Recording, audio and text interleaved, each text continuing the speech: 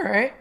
Well, nice. Good to know your history with wrestling and your fandom. So we'll move on to topic 2. We've kind of hinted at about it a little bit. So I want to talk about WWE versus AEW.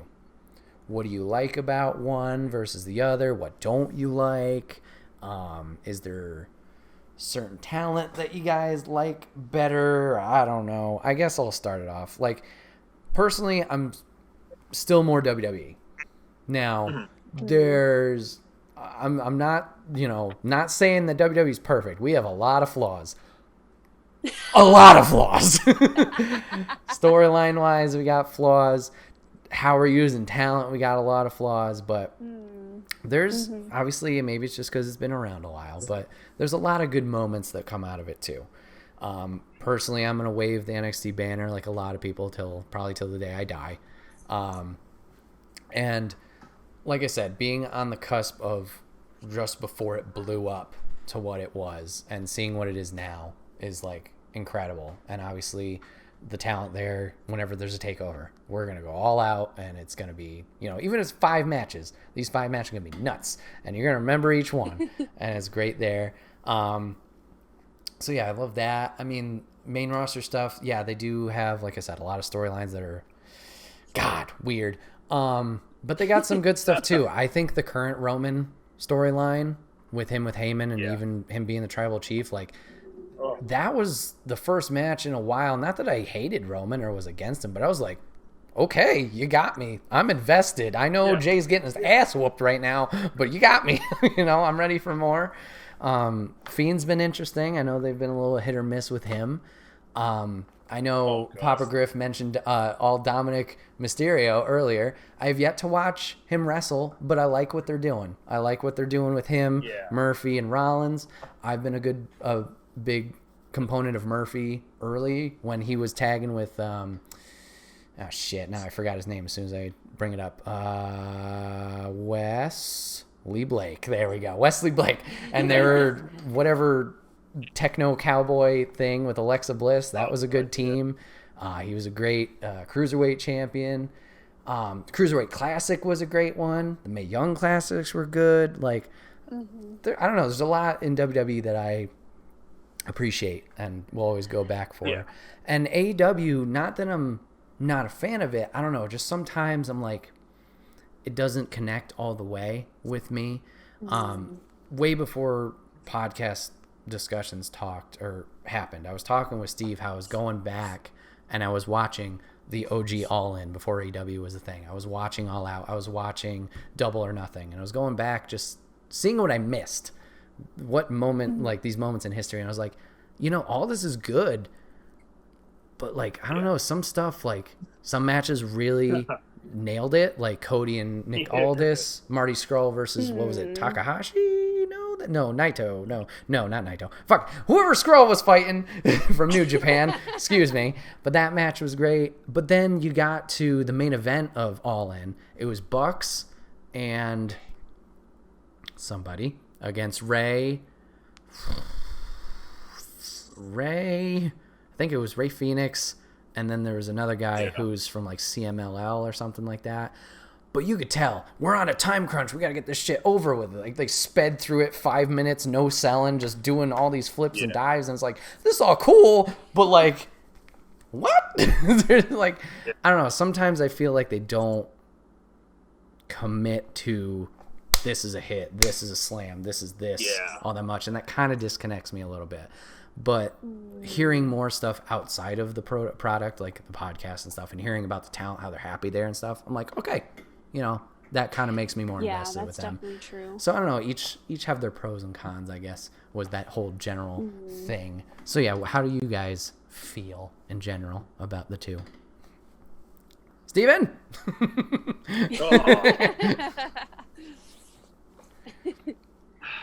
I think in a lot of ways it's apples and oranges. And what I mean by that is one company has history and the other is trying to pave a presence. Okay. So one company is, AEW is trying to live off of other companies' history right now because they don't have their own. So like they'll bring in, old Memphis guys. They'll bring in, all these things to kind of celebrate the history. but it's not actually their own. Mm-hmm. Whereas WWE, sometimes instead of putting on these live shows, if they were allowed to, their TV contracts, they'd be better off just putting something on from 20 years ago. Mm-hmm. Because I think they're trying too hard at this point. So AEW has two extremes. It's either going to be awesome, like one of the best things you've ever seen, or it's going to be one of the worst things you've ever seen. And AEW has a tendency, unlike NXT, it could be a car crash television, or it could be one of the best things you've ever seen. For example, that dog collar match, that was awesome. And they kept illuminating the fact that Greg the Hammer Valentine was there, and Roddy Piper, and supposedly, at least according to them, that was the last time that a match like that had taken place in '83, which isn't actually true. It was done in other promotions, but those, that's one of the most famous matches. So like stuff like that is great. Cody and Dustin. You want to talk about a 5-star match? One of the greatest matches ever. There's no question. But then you get things like,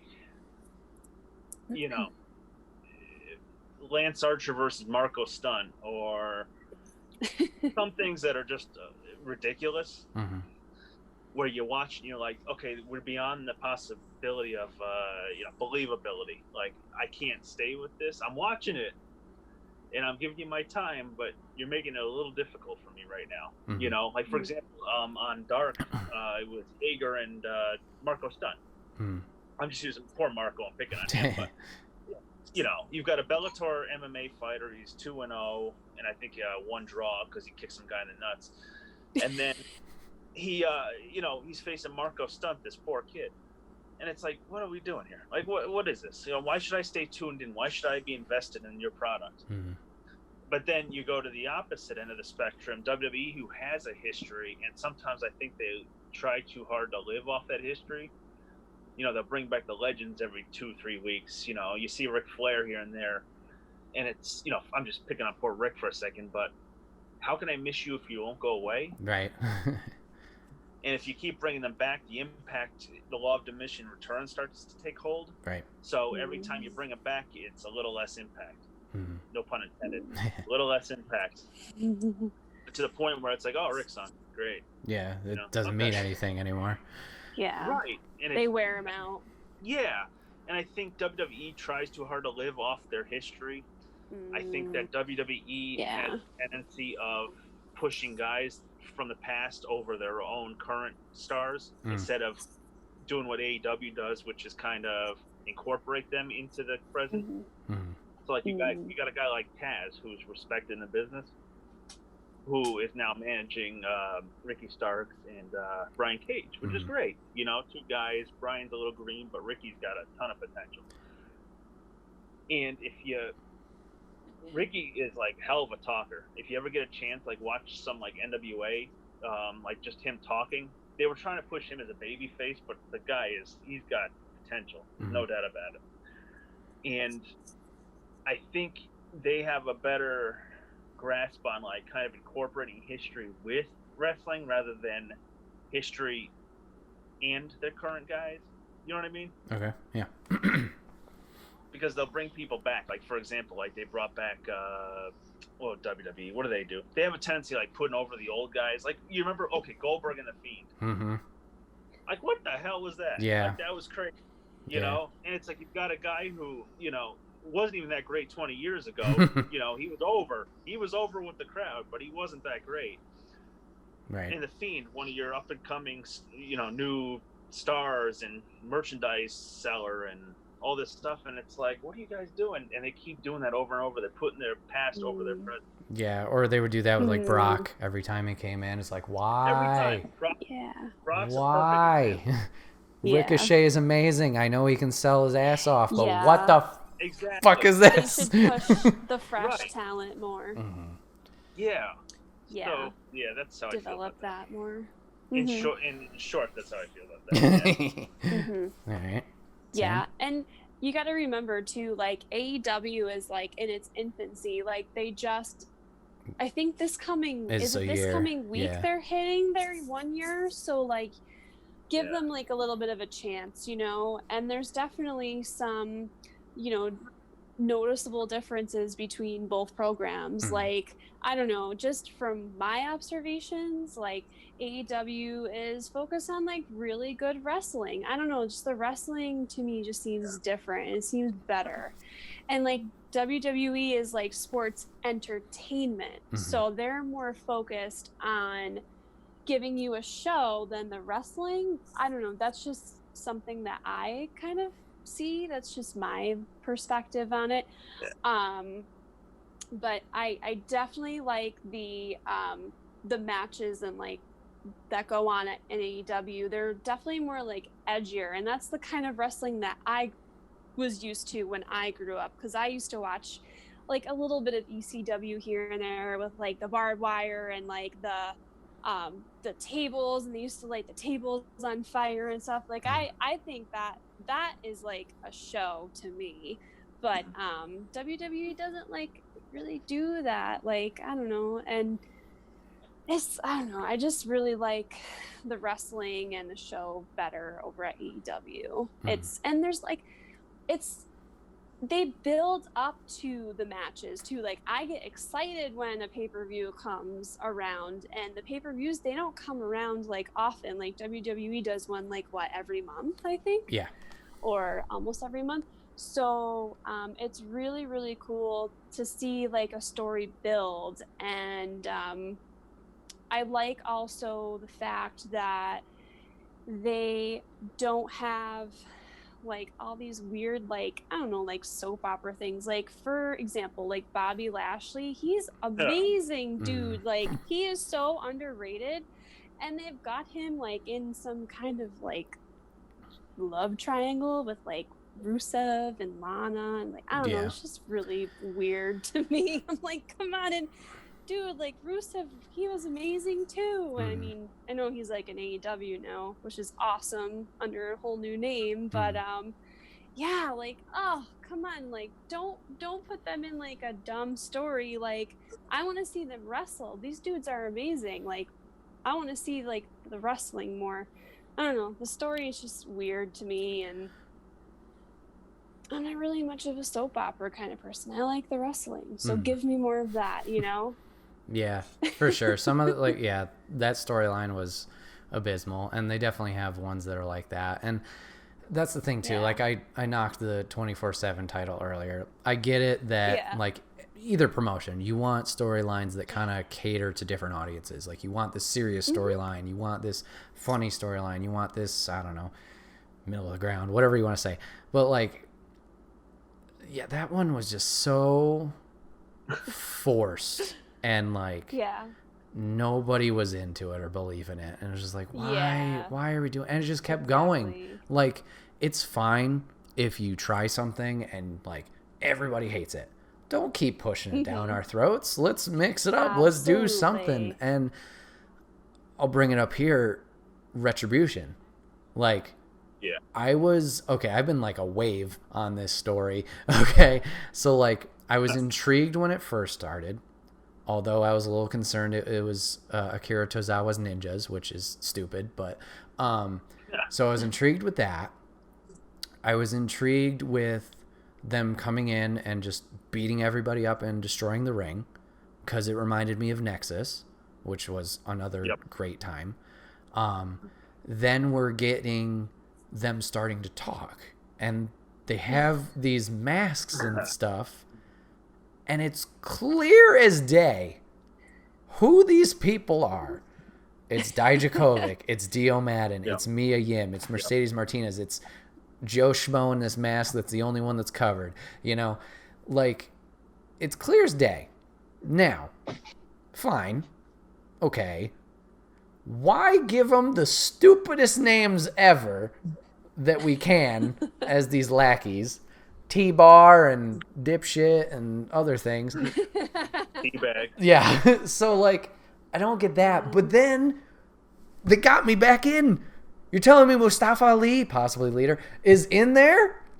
You finally took that hacker story you just dropped like a bag of bricks, and now it kind of circles back in. And I'm like, fuck, I like Mustafa Ali. okay, Is I'm that back the in. group that's... Oh, I'm sorry. Is You're that good. the group... I haven't watched it in Yeah. so long. Is that the group that's like all dressed up in like Black or hoodies, something? black masks, yeah. Okay, because it sounds like a copy of like the Dark Order from AEW. Some people have made that reference. They've got a leader, and I'm like, what the hell? Like, yeah, I don't know if I don't think they specifically said they had a leader. I don't know if they did, but then again, I'm not watching week to week, so I don't know the speeches. Yeah. I think they were just coming in and being like, we're fed up with this company. We're not being respected. We're not being treated right, et cetera, et cetera. Mm-hmm. And more recently, they've narrowed down their numbers where it's been the 5 or 6 of them. We've seen shows where it seems like there's like 20 of these guys just coming in and fighting Hurt Business, et cetera, Drew and Keith. If it's a group that big, I'm still invested. I want to know. Now, Papa Griff and I were talking about before we started seeing who the members were, and I was like, I heard a rumor like, what if it's the Evolve guys? Because they bought Evolve, and I was like, okay, I could see that. That'd be kind of interesting. Show all this talent. But then on Busted Open, they were talking about, like, if they're revealing some kind of leader, like who's in charge of it, it's got to be somebody important, somebody big. Like, you got to have that pop moment, I guess. And no offense to the Evolve guys, I don't know who's in Evolve. So if they revealed themselves, they're like, okay, cool. Yeah, it's Joe Smith and Becky Tanya. I don't know. Like, wouldn't know anybody, so it didn't really matter. But yeah, with this Mustafa reveal, I was like, okay, all right, I'm interested, because that would make sense. Retribution. He got screwed over at Money in the Bank. He never got a shot against Kofi. That was an injury, but still, like, he's been disrespected. Dijakovic, kinda. He didn't get a super push. Dio Madden was on commentary, and then Brock thrust his face through a table. Get it? Okay. Mia Yim, you're in the main event. Question mark. Why are you in this group? Mercedes Martinez, you just signed. Also question mark. Why are you in this group? Like, some of them make sense, and some are just like, what are you angry about?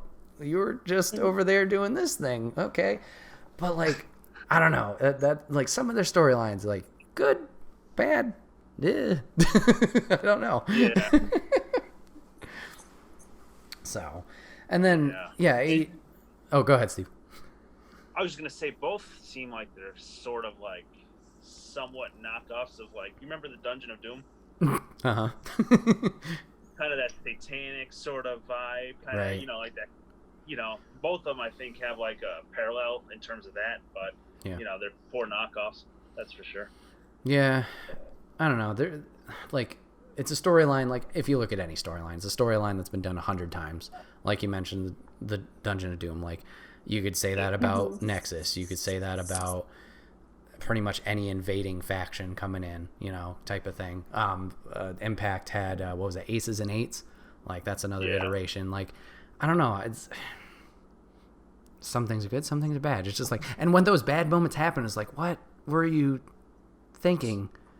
What? Yeah. I don't understand. Like, okay, here's another dumb example of storylines. Why are we breaking up the Iconics? What are we doing? Come on. And then next week, you just put them back together? Billy Kay's still in your corner? What? New Day. SmackDown draft was yesterday. If you're watching this is pre-recorded. It was yesterday. Yeah. New Day's broken up. We can give Big E a push, but still be on the team. Fucking shit. And you know, next week when they're doing their farewell match, Big E's going to go heel, and he's going to beat him up, and then you're going to cry more. Well, I'm going to cry more at work. It's not going to be pretty. But oh my God, they're splitting them up. They're split. So Woods and Kofi are going Raw. Big E's on staying on SmackDown. Oh wow! And that's something I would put in AEW's corners: tag teams. They know how to do tag teams. What is WWE doing with tag teams? We just broke up, obviously, New Day, most of them. We also broke up Heavy Machinery. We broke up Tucker and Otis. Otis is going to Raw. Tucker's staying on SmackDown, I think, or maybe it's vice versa. Why? Yeah, like, they were good in NXT. That's crazy. What are we doing? And then, so many teams that have come and gone, and you're like, what are you doing? They better replace them. I would hope so. Or what's going to happen to the tag team? I know. What are these belts for? You're just going to... I mean, Shinsuke and Cesaro are good, but that was just a throwaway team. Who's Who's writing this stuff? Yeah, there's so About many 50 people. Oh my god! Like, come on, guys. Yeah. Writing by committee has never been successful. Hmm. It's never been successful. Some people might try to say like '89 WCW was successful with booking by committee, but it wasn't. It wasn't. And that's the same thing going on right now. In WWE, there's actually, I don't think the word booker even exists anymore. It's pretty much, how do we please Vince? Yeah. 74-year-old guy, no offense to my older crew out there, but 74-year-old guy trying to keep his finger on the pulse of today's generation, and it's just, it's not realistic. And you see it with like NXT, for example. These guys are so talented in NXT. It's ridiculous. And that's, like I said earlier, NXT, you'll never see anything incredible, but you'll never see anything really stupid either. They especially lately, I should say, once they've gone to USA, you kind of, they keep that middle ground. Yeah.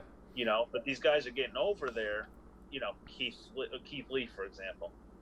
Oh my God! Yeah. What did they do to this poor man? Yeah, that was a moment. He had two moments. He had a moment at Survivor Series where he almost won it against Reigns, and he had the moment at the Rumble with Brock.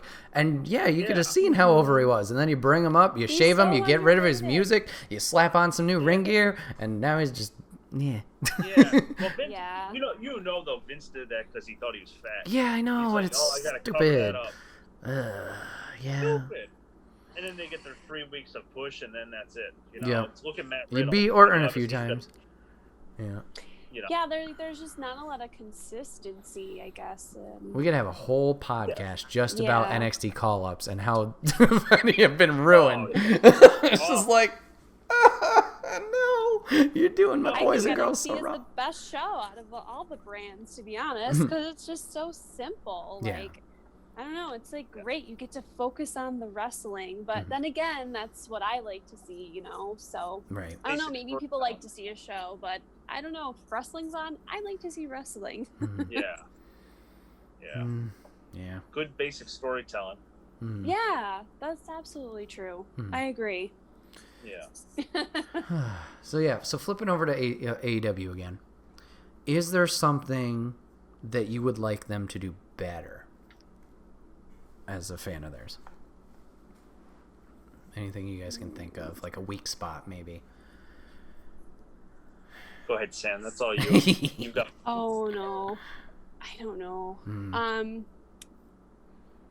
mean, if nothing, then that's fine. Anything off the top of my head. Yeah, I can't think of anything off the top of my head. I mean, something might come up, but yeah, I'm not sure. Fair. Yeah.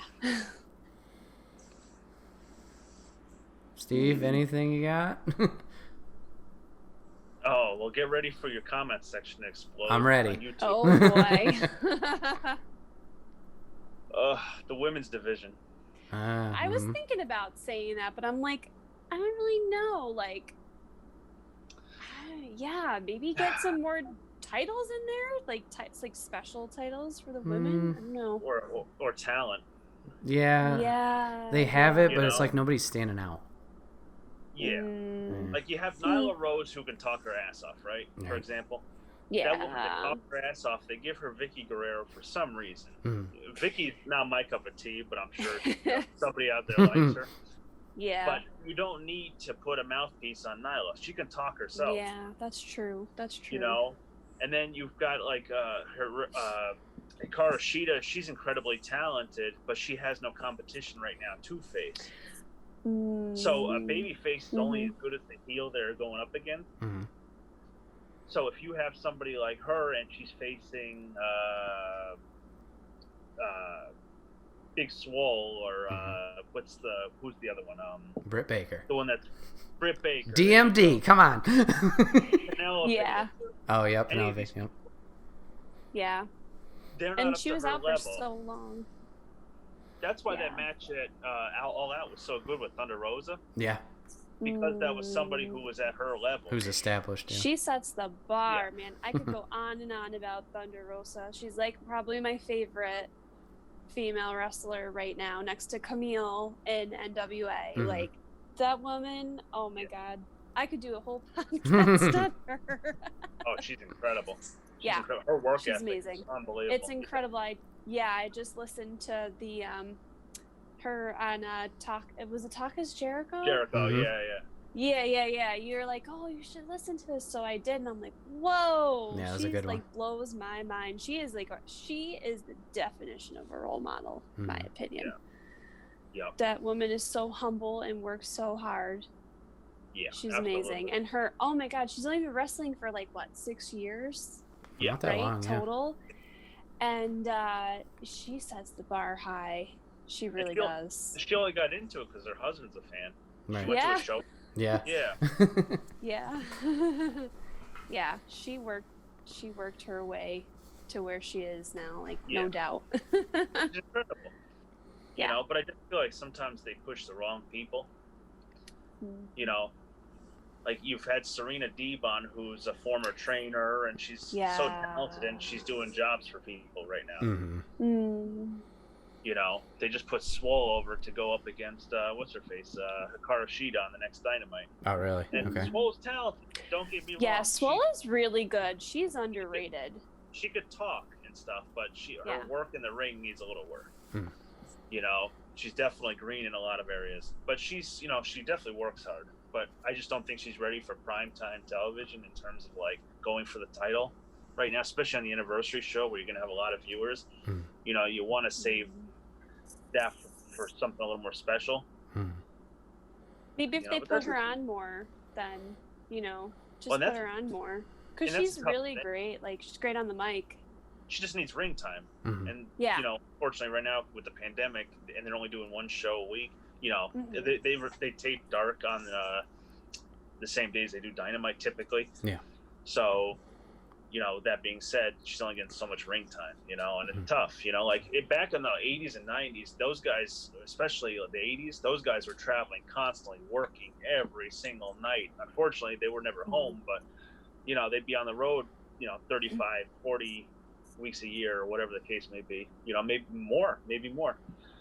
And that's when you get your ring time in, you know, you start and work your way up the card, you know. Look at Stone Cold, for example, you know, perfect example right there, you know. But if you just kind of like, if you're in the ring more and you get that practice and you do your reps, just like Taekwondo, yeah, you get better and better and better. Experience. And then over time, when you get to that main event on TNT, you're, you know, ready to go. Like, there's no question, like, this contender is who should be facing Shida. So that's just my 2 cents, but, you know. Yeah, I can see your viewpoint on that. Yeah. Yeah, it's just a matter of building, I guess, building them all up to mean something. And it's hard to do because you don't want a 50-50 book either. Like, oh, well, this person get a bush and then, oh, they lost it and all that. So, yeah, that's tough. Yeah, I'll kind of... We're closed off to like other countries too. Like Riho can't get here, and, right? You know, oh yeah, she's amazing. Bea Priestley's another one. She's marketable, but she's not. You know, she can't get here. You know. So, I think they just released her actually. So yeah. Yeah, I think so. Yep. With Havoc with and her, Havoc and somebody else. The other one, yeah. Yeah. Yeah, I'll kind of build off the thing you were saying, Steve, not with the women's division, but like with how many reps they're getting. Like, it's a good thing and a bad thing. Like, it seems like they only fly in wherever they're going. Obviously, it's Jacksonville now. On Tuesday. They do the show Wednesday, and then they go home either after the show or Thursday. Like, obviously, that's great because you're getting a lot of rest time and, you know, everybody's happy, healthy, etc. But, like, yeah, doing that only once a week, I don't know. That seems... not detrimental, but I don't know if that's necessarily helping. It's either flatlining and then eventually you're going to start decreasing in skill. Like, I mean, the Bucks are so good because, like, those fuckers were traveling everywhere. Like, I started watching BT from the beginning. I'm doing that similar to NXT. And these guys are, like, home, like, 2 days here, 3 days here, over to Japan. We're doing Ring of Honor. We're doing this. But they're just, like, everywhere. And, I mean, is that a good life? Probably not, and you know, sucks for the families and everything. But like, geez, these guys are going everywhere. Well, Rosa, like, for example, she was doing the lucha wrestling too, right? Oh, okay. Isn't she doing like the didn't she didn't she originally start out in the She did Lucha Underground for a while. Underground, yeah. And then that stopped. And then, yeah, and she was doing like MMA too, because I remember seeing like I think it was a promo for NWA. Like they did like a little like background story on her, and she was in the cage fighting someone, and then you know, she was doing NWA, and now she's doing AEW, so she's also like, you know, all over the place too. Yeah. So, you know, that's she's getting around to different places. Mm-hmm. And not to pick on the women's division, you know, but that's just an example. Yeah. Like there's other things too, like for example that you know, like AEW, in my humble opinion, is not good in the battle royal arena. Like, Rip Matt Sydal. Yeah, poor guy. Oh, what an introduction. Hi, welcome everybody, and here's Matt Sydal. You know, you haven't seen him in a while, and here he is. Thanks for coming. Yeah. Right on his head. Yeah. Oh, thanks man. for coming. Oh, yeah. And then it was cute though the way they turned that around. Oh, and made it the story on Dark. Yeah. Yeah. Greased it up, and you know, they kind of, you know, good sport about it. Yeah, it was good. Yeah. Okay, now the interesting one. Is there something that you want WWE to do better? Stop playing it safe. Okay. Because I remember Steve and I were talking about this once. Like, WWE took away the pyrotechnics. Like, I remember when I used to go to the shows when I was little, they had like big fireworks and lots of, you know, little explosions or whatever, which was like fun, you know, like, you know, don't play it safe in that. Yeah, I don't know. I think that was a money thing. Yeah. But it's back with the Thunderdome because we saved a bunch not traveling, so. Yeah. Oh, yeah.